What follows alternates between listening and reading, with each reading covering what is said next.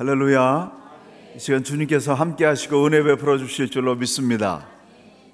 저는 바울 서신을 읽으면서 굉장히 큰 새로운 희망을 가졌습니다.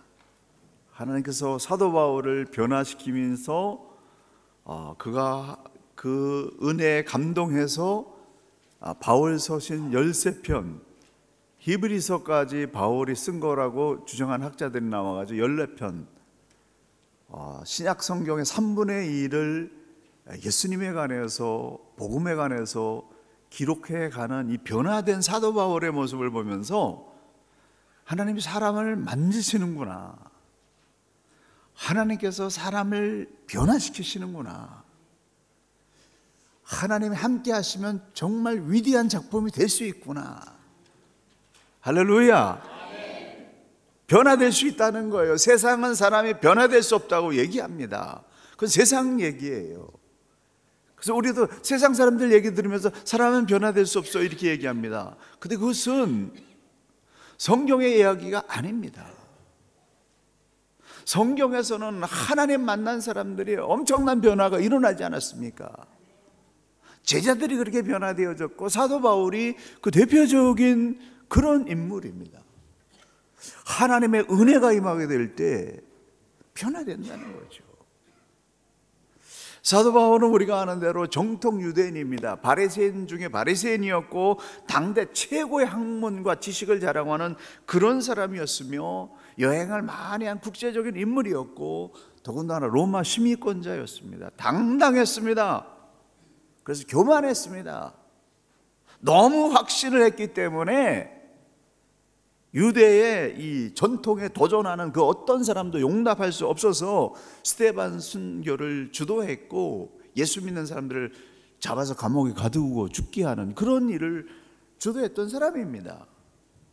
근데 그가 다메섹에 예수 믿는 사람이 많이 있다는 얘기를 듣고 그들을 잡아서 가두려고 하다가 그 도중에서 예수님 만났어요. 빛 가운데서 나타나신 예수님 만나면서 그 충격이 얼마나 컸는지 3일 동안 먹지도 못하고 자지도 못하는 그런 충격 속에 사로잡혔습니다. 그리고 나서 변화되기 시작한 거예요. 예수님 때문에 완전히 그의 삶이 변화됐습니다. 그의 심령이 변화됐습니다. 가치관이 변화됐고 삶의 방향이 변화됐어요. 그래서 그는 이렇게 고백합니다. 누구든지 그리스도 예수 안에 있으면 새로운 피조물이라. 이전 것은 지나갔으니 보라 새 것이 되었도다.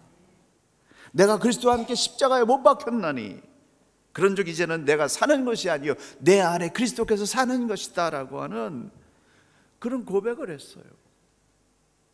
변화되었는데 적당히 변화된 것이 아니라 완전히 변화됐습니다. 새로운 존재가 됐어요.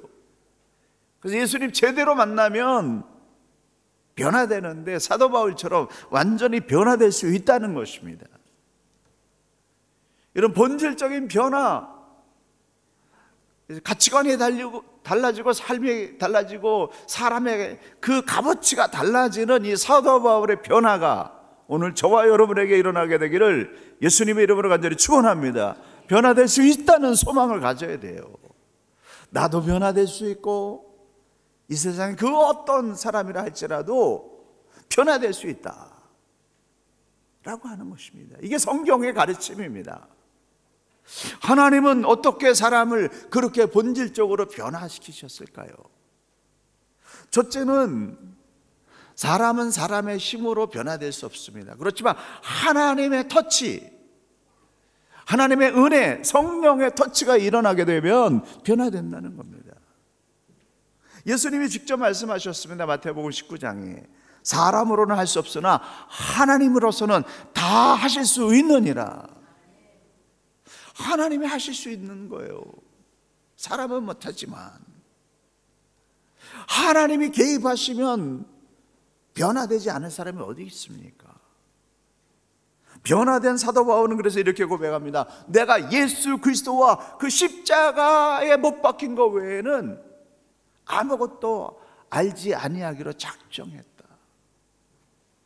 예수님을 알고 그 십자가의 보혈의 은혜가 너무나 크기 때문에 그 가치 이외에 다른 세상의 학문, 자기가 그렇게 믿고 자랑했던 그 학문, 아무것도 아니다, 배설물과 같다, 똥과 같다, 그렇게 느꼈기 때문에 다 버린 겁니다.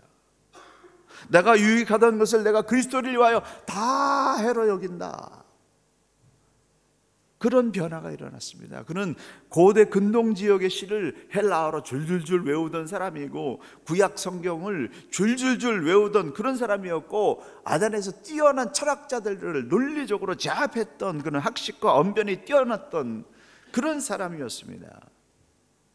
어떤 사람, 이 세상 가운데 어떤 사람도 나와봐라 그래, 나하고 한번 붙어보자, 내가 밀리지 않는다, 그런 교만한 마음을 가지고 있던 그런 사람이었는데, 예수 만남으로 말미암아서 그 자랑이 다 헛된 배설물, 똥과 같은 거다라고 하는 걸 깨닫고 그것을 다 버리고 복음을 증거할 때 그 하나님의 영광이, 하나님의 능력이 자기의 지혜와 지식 때문에 가려지게 될까 봐 극도로 조심하는 그런 변화가 일어났습니다.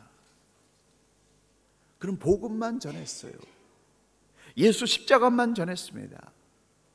오직 복음만을 생각했고 복음 증거하는 일에 그의 나머지 모든 삶을 다 바쳤어요. 왜냐하면 그가 다 누리고 다 알아봤지만은 복음, 예수 그리스도의 십자가 이외에 그 어떤 것도 가치가 있는 것이 아니라고 하는 사실을 깨달았기 때문에 그런 변화가 일어났습니다. 근데 이 사도 바울이, 예수님의 제자들은 직접 예수님의 가르침을 3년 동안 받아서 복음서를 기록하고 했는데, 사도 바울은 예수님을 만난 적이 없습니다.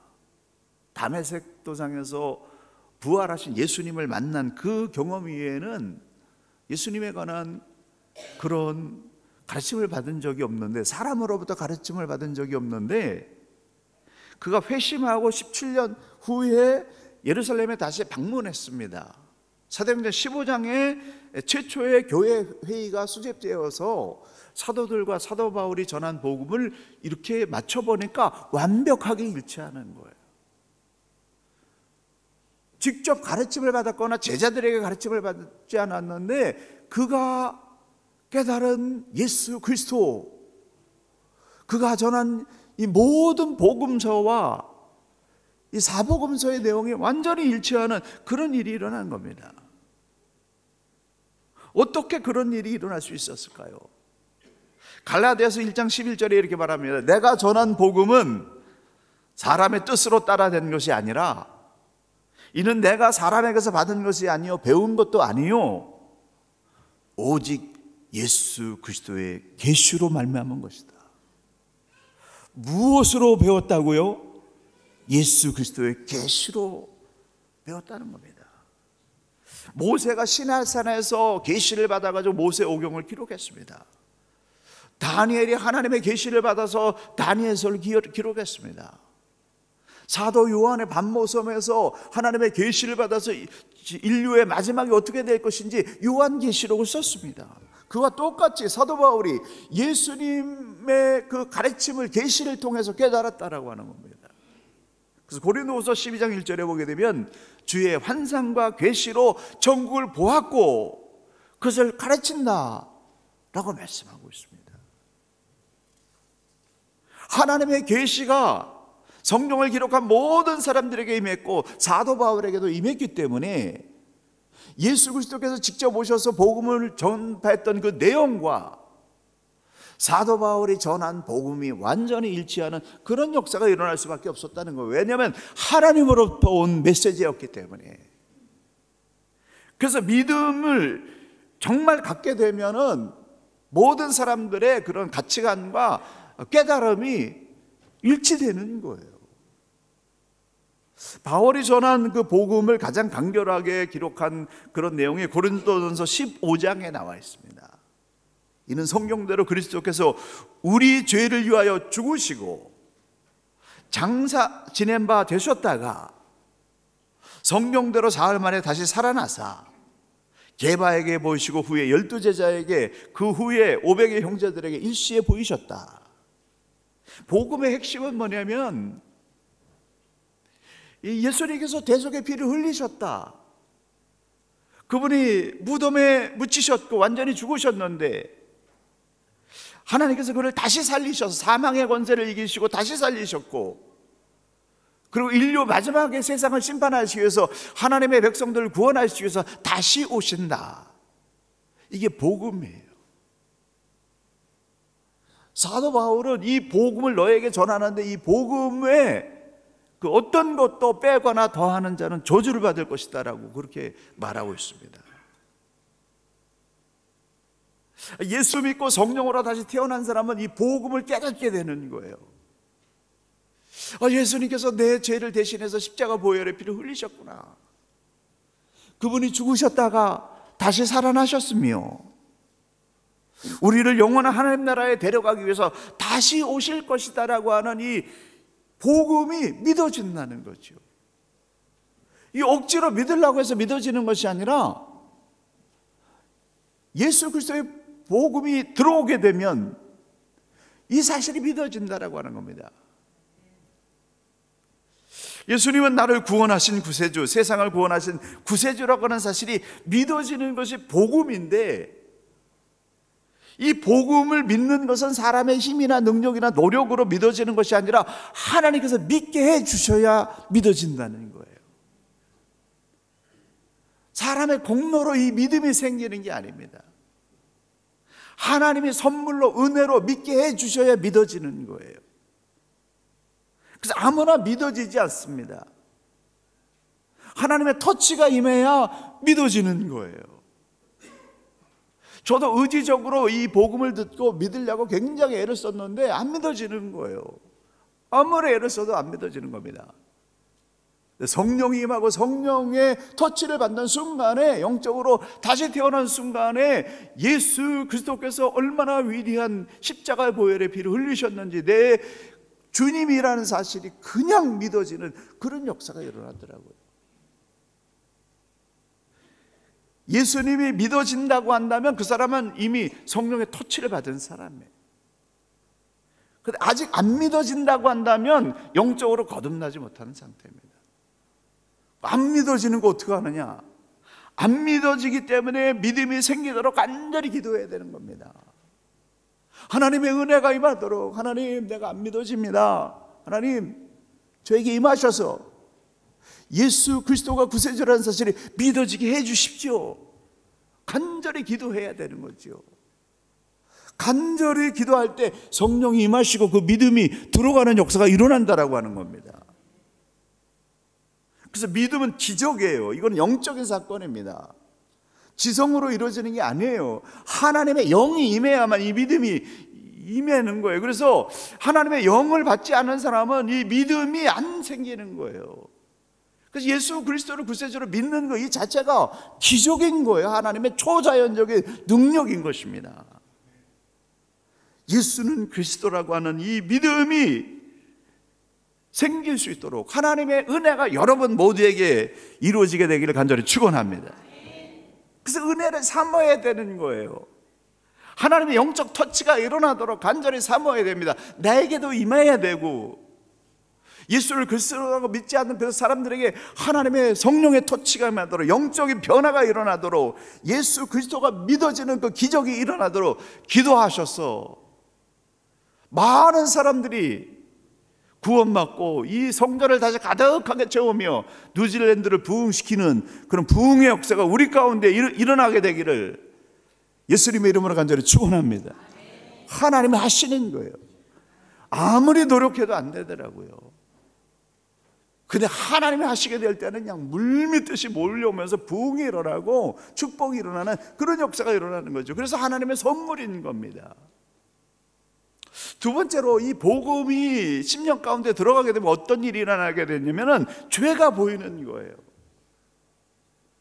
하나님께 불순종했던 거, 진짜 윤리 도덕적인 그런 행함의 그런 게 아니라 영적으로 하나님을 거절하고 하나님을 무시하고 하나님을 배반했던 이 흉악한 죄의 모습이 보이는 거예요. 믿음이 들어가면.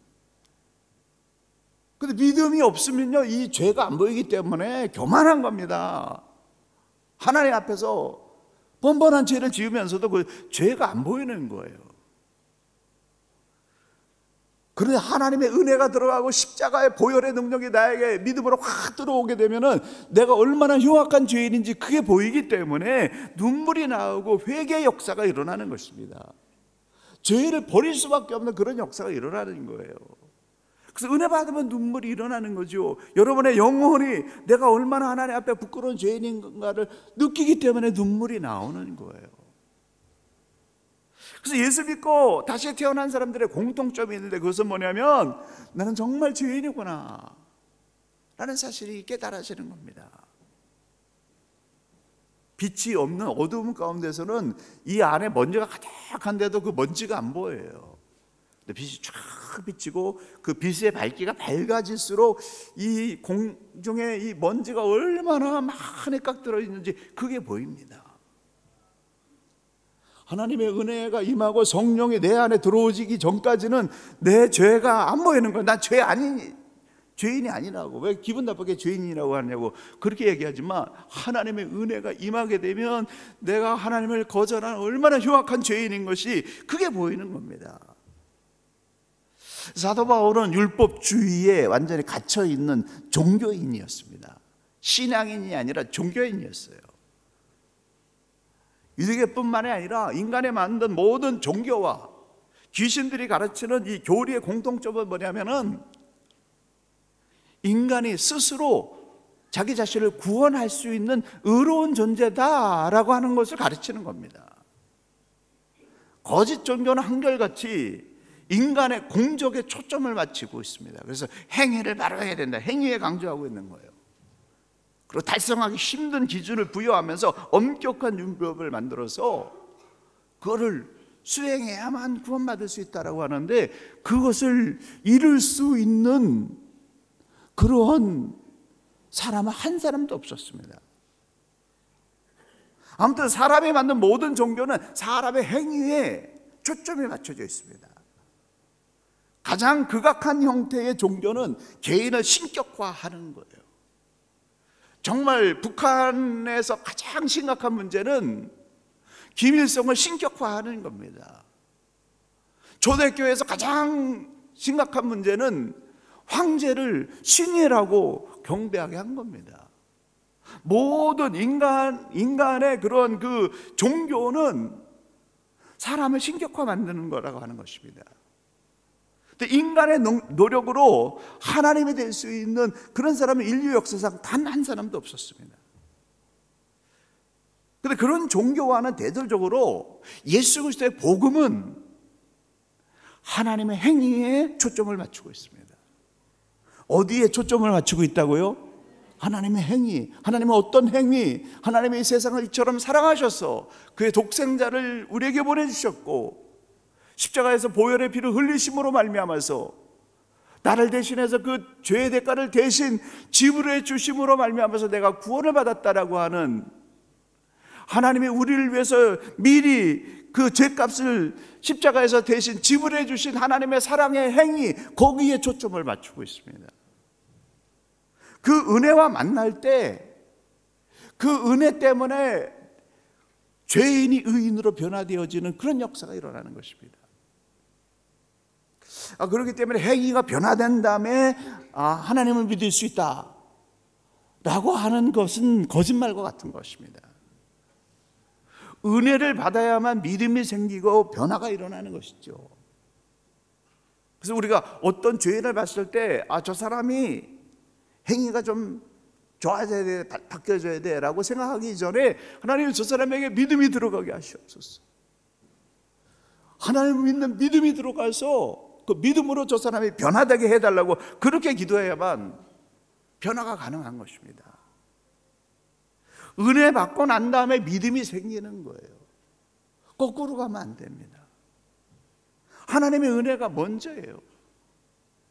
하나님의 은혜가 들어가게 되면 그 행위는 바뀔 수밖에 없다는 거예요. 왜냐하면 그 안에 자신의 그 흉악한 죄의 모습이 보이기 때문에 변화될 수밖에 없습니다. 근데 불행하게도 거의 모든 사람들이 스스로를 생각할 때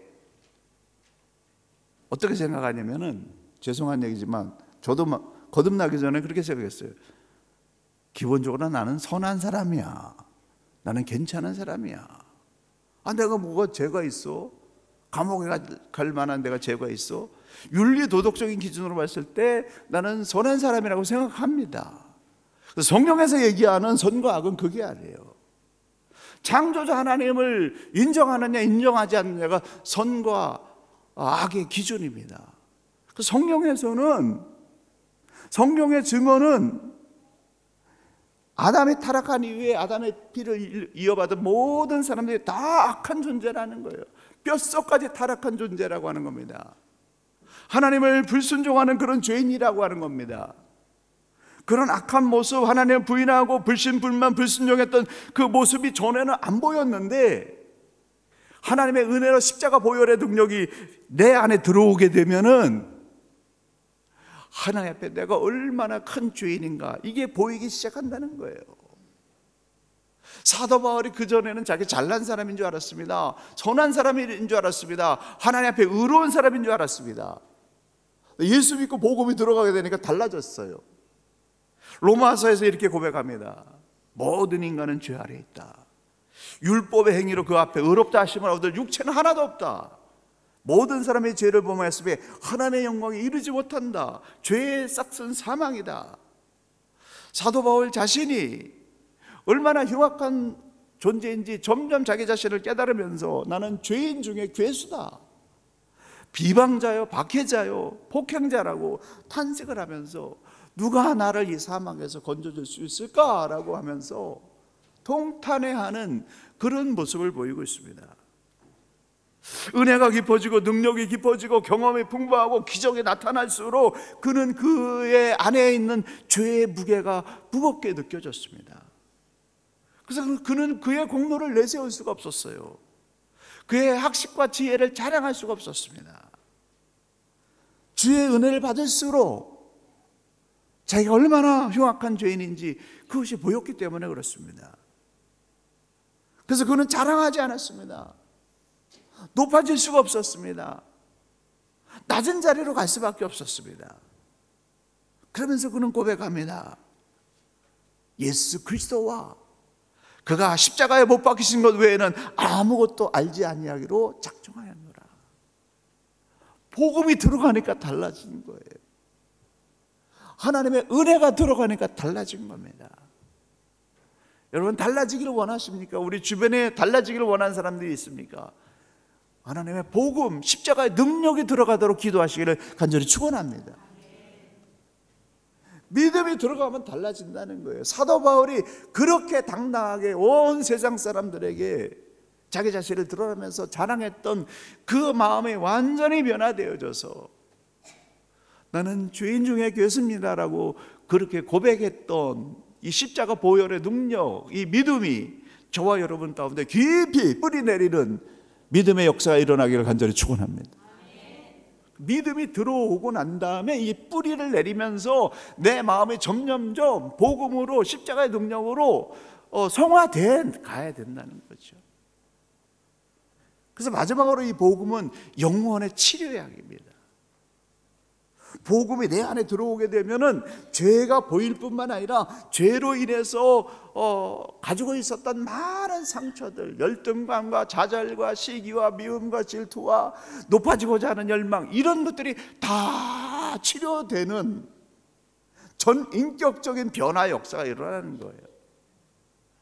주의 보혈의 능력으로 내가 이제는 죄인이 아니라 하나님의 거룩한 백성이구나 하는 사실이 믿어지면서 자존감이 회복되어지고 당당한 인생의 삶으로 변화되는 역사가 일어난다는 겁니다. 그래서 복음은 영혼의 치료약이에요. 여러분, 어떤 어둠 가운데서 갈등하고 있습니까? 어떤 어려움이 여러분을 괴롭히고 있습니까? 십자가 보혈의 능력이 여러분을 완전히 적신다고 한다면 그 어두움, 열등감, 좌절감 예수의 이름으로 사라지는 역사가 일어날 줄로 믿습니다. 그래서 복음이 들어가면 당당해지는 거예요. 자존감이 생기는 겁니다. 창의적인 아이디어가 생기는 거예요. 미래에 대한 소망이 보인다라고 하는 것입니다. 그래서 믿으려면 사도 바울처럼 제대로 믿어야 돼요. 그 믿음이 나를 점령할 수 있도록 끊임없이 우리는 기도해야 됩니다. 그래서 고린도전서 1장 8절에 십자가의 도가 구원을 받는 우리에게는 뭐라고요? 하나님의 능력이다. 하나님의 능력이 여러분을 지배한다면 삶이 적극적이고 창조적으로 실력 있는 사람으로 변화될 수밖에 없지 않습니까? 왜냐하면 내 능력과 실력으로 사는 것이 아니라 하나님의 능력으로 살기 때문에. 십자가의 도가 구원을 받는 우리에게는 뭐라고요? 하나님의 능력이다. 강력한 믿음의 선포가 나올 때까지 반복해 보겠습니다. 십자가의 도가 구원을 받은 우리에게는 뭐라고요? 뭐라고요? 어떤 능력이요? 하나님의 능력, 우리의 삶을 변화시키고도 남을 수 있는 하나님의 위대한 능력이 된다라고 하는 겁니다. 예수님이 나를 치료하셨다, 나를 죄 가운데서 건지셨다, 나를 사망에서 영생의 사람으로 건지셨다라고 하는 이 믿음이 들어가는 순간에 능력의 사람으로 변화된다는 거예요. 왜 우울하게 삽니까? 왜 좌절합니까?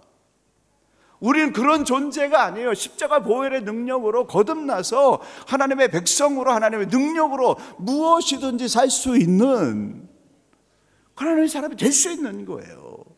그 십자가의 길로 가게 되면은 점점 시간이 갈수록 위대한 삶이 일어나는 것입니다. 십자가의 길로 가지 않기 때문에, 복음에 순종하지 않기 때문에 자꾸 거칠고 힘들고 괴롭고 딱딱한 그런 삶을 사는 것이죠. 십자가 능력이 들어가게 되면 매일 새롭게 변화되어지는 역사가 일어난다는 사실입니다. 하나님은 오직 절대적인 완전함만을 인정하십니다. 그런데 이 세상 사람들 가운데, 아담의 피를 받은 사람 가운데 절대적으로 완전한 사람이 어디 있어요? 그래서 인간의 힘으로는 구원받을 수 있는 존재가 하나도 없습니다. 그래서 하나님이 예수 그리스도를 우리에게 보내주신 거예요. 완전히 의로운 하나님이 육신을 입고 이 세상에 오셔서 죄인의 죄값을 대신해서 그 죄값을 생명으로 지불해 주신 것입니다. 내 죄값을 그 십자가에서 생명으로 지불해 주신 거예요. 그 예수님의 의로움이 나에게 전이 되는 거예요. 나에게 전가되는 거예요. 내가 그 의로움을 받아서 그 의로움을 가지고 하나님 앞에 나가게 될 때 하나님께서 그래, 예스, 너는 의인이다, 죄인이 아니라 의인이다라고 인정하시는 것입니다. 내 공로가 아니라 십자가의 공로 때문에 너는 예스, 내 백성 의인이다, 영생을 얻을 수 있는 자격이 있다, 하나님의 천국나라의 시민권자라고 하나님 그렇게 인정하신다라고 하는 사실입니다. 내 공로가 아니라 예수 그리스도의 십자가 공로 때문에 구원받고 영생 얻을 수 있는 그런 자격을 얻은 하나의 백성인 것을 우리가 놓쳐서는 안 됩니다. 로마서 6장 4절, 그러므로 우리가 그의 죽으심과 합하여 세례를 받음으로 무엇으로요? 예수님과 합함으로 세례를 받고 하나님의 백성이 됐다라고 하는 겁니다. 예수 그리스도의 이름을 가지고 하나님 앞에 나가서 기도할 때 하나님이 천국 창고를 열어서 응답해 주시는 그런 신비한 역사들이 시작된다는 사실입니다. 빌립보서 3장 9절, 내가 가진 의는 율법에서 난 것이 아니요 오직 그리스도를 믿음으로 말미암는 것이니 곧 믿음으로 하나님께로서 난 의이다. 예수 그리스도를 믿는 믿음 때문에 하나님께서 예수 너 의인이야 라고 인정해 줬기 때문에 의인이 된 거라고 하는 사실입니다. 십자가의 공로 때문에 하나님 앞에서 떳떳한 자가 된 거예요. 엄청난 특권입니다. 예수 그리스도의 이름을 힘입지 않는 그 어떤 사람도 하나님 앞에서 의인이라고 인정받을 수 없다는 거죠. 그 죄값을 지불한 그 흔적이 없기 때문에 예수 그리스도를 믿는 그 믿음으로 그 이름을 가지고 하나님 앞에 나가게 될 때 하나님께서 천국을 열어주시고 우리 하나님의 백성으로 인정해 주시고 이 땅에 사는 동안에 또 천국을 누리고 영원한 영생을 얻는 그런 놀라운 특권과 축복을 저와 여러분이 받은 줄로 믿으시기 바랍니다. 이게 복음이에요. 이걸 믿게 되면 삶의 변화가 일어날 수밖에 없습니다. 사랑하는 성도 여러분, 예수 그리스도를 구세주로 믿으면 기적이 일어납니다. 삶의 변화가 일어나요. 본질적인 변화가 일어납니다. 돌 같은 마음이 옥토 같은 마음으로, 부드러운 마음으로 변화되어지는 그런 역사, 새로운 피조물이 되는 역사가 일어난다라고 성경은 그렇게 약속하고 있습니다. 절망이 변하여 희망과 기쁨이 되는 우리를 살리는 이 믿음, 살 의욕이 없는 이 삶을 정말 매일매일 흥분하면서 감격하면서 살게 하는 이 복음의 능력, 이 믿음, 이것이 저와 여러분의 심령 가운데 파고 들어가서 깊이 뿌리를 내리고 믿음의 꽃을 찬란하게 피우며 이 땅 가운데서 하나님의 영광을 드러내는 믿음의 승리자들 되시기를 예수님의 이름으로 간절히 축원합니다. 축원합니다. 기도하시겠습니다. 하나님 아버지, 사도 바울이 변화됐습니다. 하나님의 은혜로 예수 그리스도의 십자가 보혈의 능력으로 사도 바울이 변화됐습니다. 그 능력을 우리는 믿습니다.